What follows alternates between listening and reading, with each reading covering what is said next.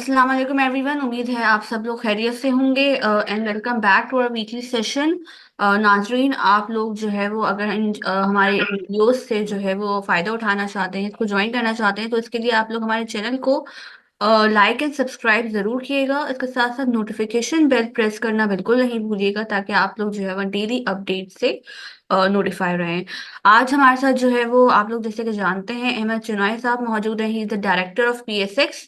तो इनको इनवाइट करने का मकसद ये है कि जो कुछ प्रॉब्लम्स चल रही हैं, जो भी जो है वो अप एंड डाउन्स आ रहे हैं, तो इनसे जो है वो आज हम डिस्कस करेंगे। तो आइए वेलकम करते हैं। अस्सलाम वालेकुम सर। वालेकुम। और जी sir. Sir, first of all मैं जो है वो आपसे पूछना चाहूंगी, IPO जो आए हैं, फर्स्ट ऑफ ऑल 2021 में भी आए, 2022 में भी आए, 2023 में भी आए, और जो है वो अब 2024 में भी आए हैं, लेकिन कोई सक्सेसफुल नहीं हुआ। क्योंकि ये इतने प्रीमियम पर आते हैं कि जो बोर्ड में जब इनकी लिस्टिंग होती है, तो ये जो इनका प्रॉफिट जो है वो खत्म हो जाता है। तो ऐसा, एज अ डायरेक्टर आपने कोई एक्शन लिया है इसके ऊपर? अगर क्योंकि इससे जो है वो लोगों को काफी नुकसान हो जाता है। कंपनीज जो है वो बहुत जो है वो डाउनफॉल में आ जाती है। तो आपने एज अ डायरेक्टर कोई जो है वो एक्शन लिया है? देखिए, बात यह है कि ये हम्म। SECP ने इस बात की इजाजत दी है कि आप प्राइस डिस्कवरी करवाएं। प्राइस डिस्कवरी पर जो है वो हम किसी को भी पाबंद नहीं करते। और ये पब्लिक का अपना ऑप्शन होता है कि वो उस पर प्राइस डिस्कवरी में पार्टिसिपेट करते हैं। जब हम्म। पब्लिक प्राइस डिस्कवरी करते हैं तो जाहिर है एक नीलाम की सी सूरत हो जाती है, बिडिंग हो जाती है, और उस बिडिंग प्रोसेस में जो है वो लोग ज्यादा भी उसको सबसे अपना ओवर सब्सक्राइब भी कर देते हैं, और उसकी प्राइस डिस्कवरी भी बेहतर हो जाती है। इसका मतलब ये नहीं है कि खुदा न खास्ता पब्लिक डिसीव हो गई है। बहुत सारे जो इन्वेस्टर्स होते हैं उनका ये ख्याल होता है कि हमने कोई प्राइस डिस्कवरी की है और उसके ऊपर प्राइस चली गई है, तो वो अपने आप को लिक्विडेट कर देते हैं। उनका एक बिजनेस का तरीकाकार होता है। तो जब ये लिक्विडेशन होता है, जब वो अपना माल मार्केट में बेचते हैं, तो जाहिर है हमारी पब्लिक पर थोड़ा सा पैनिक फैलता है, और वो इसमें जो है वो खुदा ना खास्ता प्राइस भी जो है वो नीचे चली जाती है। ये एक रूटीन प्रोसेस है। मैं ये नहीं कहता कि जी अच्छा प्रोसेस है, लेकिन अल्टीमेटली जो प्राइस डिस्कवर होती है वो कंपनी की एक्चुअल वैल्यू जरूर होती है। मार्केट के उतार चढ़ाव में स्क्रिप्ट की प्राइस जो है वो कम ज्यादा होती रहती है। मैं चाहूंगी पावर सेक्टर के जो मसले चल रहे हैं, ये IPP के जो 5 कंपनीज जो हैं वो गवर्नमेंट ने जो है कॉन्ट्रैक्ट कैंसिल किया है। इसमें से जो है 2 कंपनीज जो थी वो पब्लिक लिमिटेड कंपनियां भी थी। तो इनका क्या फ्यूचर है आगे? कोई इकदामात हुए हैं क्या? क्योंकि इन्वेस्टर्स को काफी हैवी लॉस हुआ जब ये जो है वो कॉन्ट्रैक्ट कैंसिल हुआ। तो आप क्या समझते हैं, पावर सेक्टर में इस वक्त इंटरेस्ट लेना चाहिए इन्वेस्टर्स को? आपकी आवाज ब्रेक हो। ये जो 5 पावर कंपनीज हैं, हम्म। इन्होंने वॉलंटरी साथ दस्तखत किए हैं, और वॉलंटरीली जो है वो उन्होंने अपनी जो प्रोडक्शन है वो टेक एंड पे पे कर दी है कि माल अगर बेचेंगे तो पेमेंट मिलेगी। मैं समझता हूँ कि उनकी डील अच्छी बेहतर इस सेंस में हुई है कि जो उनके पुराने ड्यूज थे वो, मेरा ये ख्याल है कि गवर्नमेंट ने तय किया होगा कि हम आपको पुराने ड्यूज सारे दे देंगे। तो मैं समझता हूँ कि उन कंपनीज की लिक्विडिटी पोजीशन बहुत बेहतर हो जाएगी, और जब वो, चाहे वो पब्लिक लिस्टेड कंपनीज हैं, अगर अच्छा लिक्विडेशन होगा, अच्छे इनके पास कैश फ्लो होगा, तो जाहिर है वो अच्छा परफॉर्म भी कर सकेंगे, और शेयर होल्डर्स को उनका डिविडेंड भी जो है वो मिलेगा। सही सर। फर्दर जो है वो आप क्या सजेस्ट करेंगे? ये जो इंडेक्स इतना हाई चल रहा है, अपनी हिस्टोरिकल हाई पे चल रही है मार्केट, तो क्या सजेस्ट करेंगे अभी आप इन्वेस्टर्स को?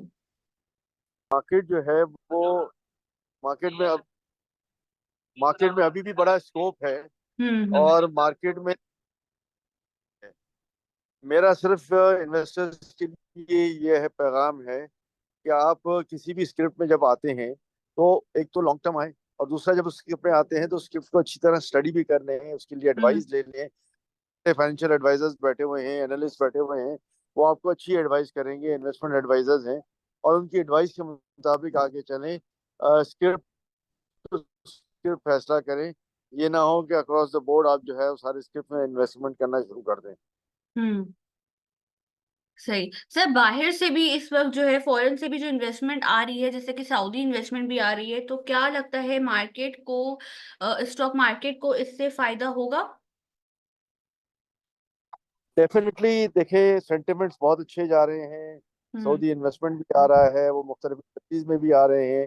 और फिर एक ख्याल ये है कि गवर्नमेंट जो है वो उनको एक बकेट बना के देगी जिसमें मुख्तलिफ पावर सेक्टर के शेयर्स भी होंगे। तो मार्केट में वाइब्रेंसी तो बहुत मौजूद है। और आगे जाके मार्केट मेरे अंदाजे के मुताबिक तो बेहतर है। लेकिन मैं फिर इन्वेस्टर से ये कहूंगा कि कॉशियसली इन्वेस्ट करें। कॉशियसली देखें कि जी कौन से स्क्रिप्ट की बेहतर परफॉर्मेंस है, और लॉन्ग टर्म इन्वेस्टमेंट के लिए आए। और उनका फ्रेम ऑफ माइंड ये नहीं होना चाहिए कि आज मैंने पैसे इन्वेस्ट किया और कल मैं कमा के निकल जाऊंगा। उनको इंतजार करना पड़ेगा, और अच्छा प्रॉफिट यील्ड, अच्छा डिविडेंड यील्ड मिलेगा उनको। तो उसके लिए अगर सही वक्त का इंतजार करें तो बेहतर होगा। काफी जो है वो जो है वो बड़ी प्रॉब्लम लोग जो है वो फेस करते हैं जब स्टॉक मार्केट में जाते हैं, कि यहाँ पे कोई कैंटीन नहीं होती, कोई इंटरटेनमेंट की कोई प्लेस नहीं होती जहाँ पे वो बैठ के जो है वो अपना जो है वो टाइम जो है वो थोड़ा स्पेंड कर सके। तो क्या रीजन है, क्यों कोई भी कैंटीन नहीं रखी स्टॉक मार्केट में? देखिए, ये मैनेजमेंट का डिसीजन प्योर इसलिए है कि एक तो सिक्योरिटी कंसर्न्स बहुत सारे होते हैं, और हम्म। दूसरा जो है वो अब सारी ट्रेडिंग जो है वो ऑटोमेटेड है। आप दुनिया में कहीं भी बैठ के ट्रेडिंग कर सकते हैं। कोई ट्रेडिंग हॉल की जरूरत नहीं है। तो जब मार्केट ओपन अप है, चाहे आप पाकिस्तान स्टॉक एक्सचेंज की जो ट्रेडिंग हो रही है वो दुनिया में कहीं भी बैठकर किसी भी वक्त कर सकते हैं। किसी वक्त से मुराद मार्केट के हम्म। औकात में। तो फिर हम्म। मैं समझता हूँ कि मजमा लगाना, कैंटीन में बैठना, ये शायद स्टॉक एक्सचेंज का मिजाज नहीं है। स्टॉक एक्सचेंज का मिजाज यही है कि आप सीरियस बिजनेस करें, सीरियस बिजनेस के लिए वहाँ आए, अच्छे मशवरे के लिए आए, फाइनेंशियल एनालिस्ट के साथ बैठे, और स्टॉक मार्केट में जो लोग समझते हैं उनके साथ जो है वो मीटिंग करें। हम्म। सही। इस वक्त मैं पार्टिसिपेंट से रिक्वेस्ट करूंगी, अगर किसी की भी कोई भी क्वेरी हो तो काइंडली माइक ऑन करके पूछ ले। सही। अस्सलाम वालेकुम। जी। मेरा सवाल ये है कि जो अब विजिट हो रहा है चाइना का, रूस का, ईरान, ये इस तरह मुल्क आ रहे हैं, तो मार्केट में इस पे कोई इफेक्ट पड़ेगा या नहीं? देखिए, अब मैं समझता हूँ मार्केट जो है वो बड़ी वाइब्रेंट रहेगी। और मार्केट में एक इन्वेस्टर्स की फजा कायम हो गई है। और ये मार्केट का सिलसिला जो है वो चलता रहेगा। जितने फॉरेनर्स आ रहे हैं, आप फॉरेन इनफ्लो देख लें, स्टॉक मार्केट में रोजाना आ रहा है। और रोजाना जो है वो अपना इस किस्म की जो है वो इन्वेस्टमेंट की के लिए इन्वेस्टर्स जो है वो आ रहे हैं। मैं समझता हूँ by and large market conditions बेहतर हैं। हम अच्छी कंडीशन में इस वक्त इन्वेस्टमेंट की बात कर रहे हैं। पाकिस्तान की इकोनॉमी जो है वो राइट डायरेक्शन में जा रही है। पाकिस्तान के पास जो करंट अकाउंट डेफिसिट था, उसमें करंट अकाउंट सरप्लस में हम चले गए हैं। हमारा ट्रेड डेफिसिट अपनी जगह पर है, लेकिन हमारे फॉरेन इनफ्लोज जो हैं वो उसको कवर अप भी करते हैं हमेशा। और लकी सीमेंट का भी बता दें, आज डाउन ओवर पाइनियर कैप लग गया है, इससे लकी लकी को क्या हो गया एकदम? देखिए, बात यह है कि मार्केट में फॉरेनर्स भी मौजूद होते हैं, उनकी सेलिंग भी होती है, प्रॉफिट टेकिंग भी की जाती है। ऐसा नहीं होता कि कंपनी एक दिन में जो है वो खराब परफॉर्म कर रही है। वो स्क्रिप्ट जो है वो जिन्होंने खरीदा होगा कम रेटों पे, उन्होंने अपने आप को लिक्विडेट किया होगा और किसी और शेयर में चले गए हैं। तो ये बाय एंड लार्ज कोई ऐसी बात नहीं है। हमें, मैंने शुरू में भी कहा और अब भी मैं ये कहता हूँ कि मार्केट को हमें लॉन्ग टर्म प्रोस्पेक्ट के साथ इन्वेस्टमेंट करनी है। कि मार्केट के अप्स एंड डाउन रहेंगे, लेकिन अल्टीमेटली जो लॉन्ग टर्म मार्केट में बैठेगा, he will be the winner इंशाल्लाह। जी जी, किसी और का क्वेश्चन है तो काइंडली हैंड रेज कर ले। सही सर, फर्दर मैं आपसे लास्ट क्वेश्चन, जी माजिद इफ्तिखार। अच्छा सर, मेरा क्वेश्चन ये था कि जैसा अब 5 IPPs के कॉन्ट्रैक्ट्स जो हैं वो टर्मिनेट कर दिए गए हैं, तो जिनमें से 2 पब्लिक लिस्टेड कंपनीज थी, तो आगे आप क्या देखते हैं कि कितनी जल्दी और कंपनीज को भी किसके साथ कॉन्ट्रैक्ट को खत्म किया जाएगा, और वो एक्सपेक्टेड कौन कौन सी कंपनीज हो सकती हैं जो कि लिस्टेड हैं सर?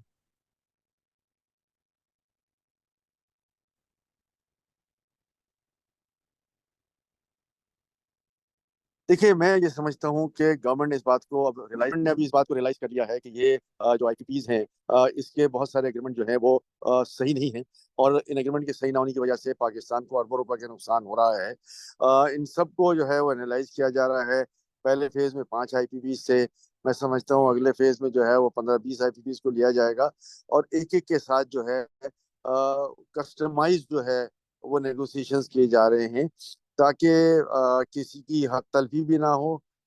जो उनके साथ एग्रीमेंट्स हैं उनको ऑनर करने की भी बात की जाए, और अगर उन्होंने कोई मिसकमिटमेंट किया हुआ है तो जाहिर है उसकी पे पेनल्टी भी बनती है। गवर्नमेंट पाकिस्तान का पूरा राइट होता है कि उस कमिटमेंट के ऊपर जो है वो कॉन्ट्रैक्ट को टर्मिनेट किया जाए या रिवाइज।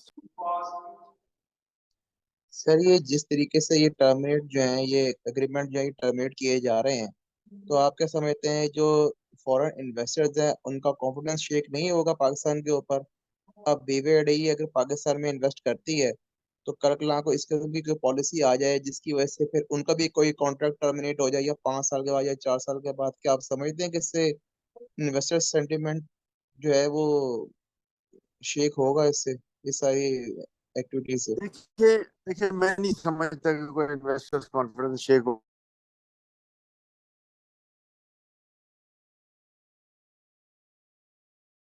सर आपकी आवाज नहीं आ रही। मैंने कहा मैं ये नहीं समझता कि खुदा ना खास्ता जो है वो इस कंपनी की उस पर कोई फर्क पड़ेगा। बात यह है कि अगर कोई गलत कमिटमेंट किया हुआ है तो उस गलत कमिटमेंट पे जो है वो कहीं ना कहीं आपको करेक्शंस करनी होगी, और इन करेक्शंस में मैं नहीं समझता कि बहुत बड़ा इफेक्ट पड़े।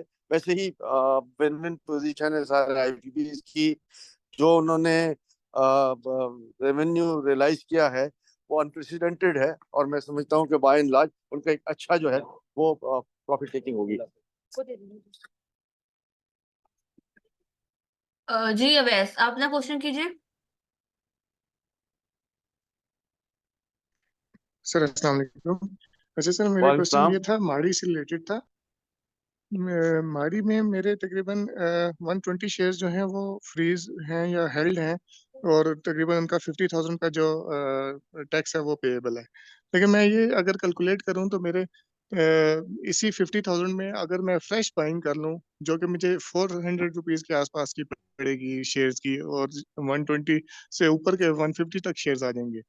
तो और जबकि अगर मैं टैक्स पे करके 120 शेयर्स अपने वापस लेता हूँ तो वो मुझे महंगे पड़ते हैं। तो मुझे टैक्स पे करके ले लेनी चाहिए, या तो फ्रेश बाइंग करके अपने माड़ी के शेयर्स ले लेने चाहिए? देखिए, ये प्योरली एक कमर्शियल डिसीजन है, और इस कमर्शियल डिसीजन को जो है वो आप अपने जाहिर है लॉयर से भी बात कर लें, अपने इन्वेस्टर अपना जो भी आपका एजेंट है उससे बात कर लें। मेरा ख्याल है वो बेहतर पोजीशन में होगा इसके जवाब देने के लिए। Right sir. और सर आज जो हेप्को की काफी सारी बाइंग आई है, उस पर अगर कुछ कमेंट कर दें प्लीज। देखिए, कहीं ना कहीं अच्छी न्यूज आ जाती है, लोग समझते हैं कि ये शेयर बेहतर परफॉर्म करेगा, तो इसमें जो है वो लोग जरूर इसमें जो है वो इन्वेस्टमेंट कर जाते हैं।